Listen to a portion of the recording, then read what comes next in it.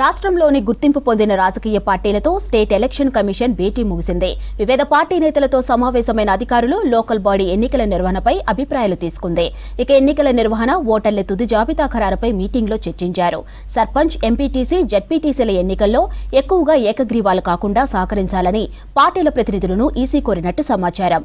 ఇక స్థానిక సంస్థల్లో నోటా గుర్తు ఉంచాలా వద్దా, లేదా నోటాకు ఎక్కువగా ఓట్లు వస్తే ఏం చేయాలన్న దానిపై అభిప్రాయాలు తీసుకున్నారు అధికారులు.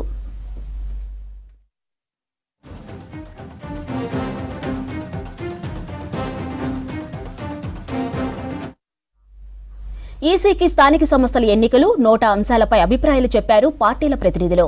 నోటాతో ఎన్నికలను వ్యతిరేకించింది కాంగ్రెస్. నోటాతో ఎన్నిక అనేది ఎక్కువ ఖర్చని చెప్పారు. నోటాతో ఎన్నిక నిర్వహించిన సెకండ్ లార్జెస్ట్ పార్టీని విజయవంతంగా ప్రకటించాలని చెప్పారు.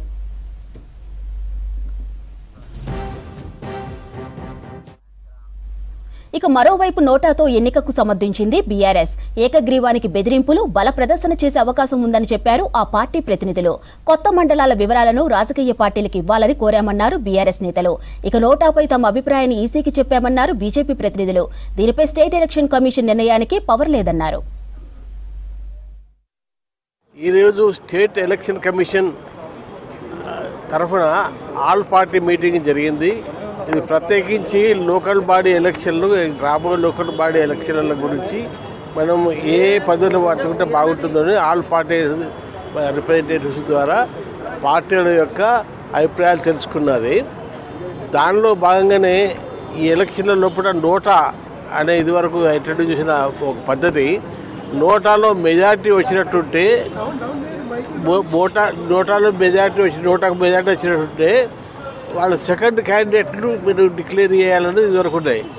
కొంతమంది ఏమంటారంటే అది ఆ ఎలక్షన్ క్యాన్సిల్ చేయాలి, మళ్ళీ ఎలక్షన్లు పెట్టాలంటారు. అది పద్ధతి కాదు. ఎందుకంటే ఎలక్షన్లు పెట్టిన కొద్దీ ఖర్చులు ఎక్కువ, ప్రజలకు ఇబ్బంది, అందరికి ఇబ్బంది. అందుకొరకే నోటా అన్నది సరైన పద్ధతి. ఎవరికైతే క్యాండిడేట్ ఇంట్రెస్ట్ లేదో వాళ్ళు నోటా చేసుకోవచ్చు.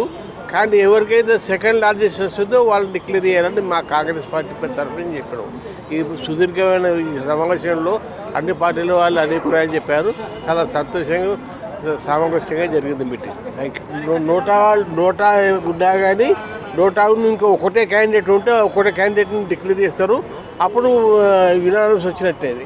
అప్పుడు ఈ రోజుల్లో గ్రామ సర్పంచ్లకు యునానిమస్ వచ్చినట్టుంటే గవర్నమెంట్ తరఫున ప్రతి గ్రామానికి 10 లక్షల రూపాయలు ఇచ్చే పద్ధతి ఒకటి ఉంది.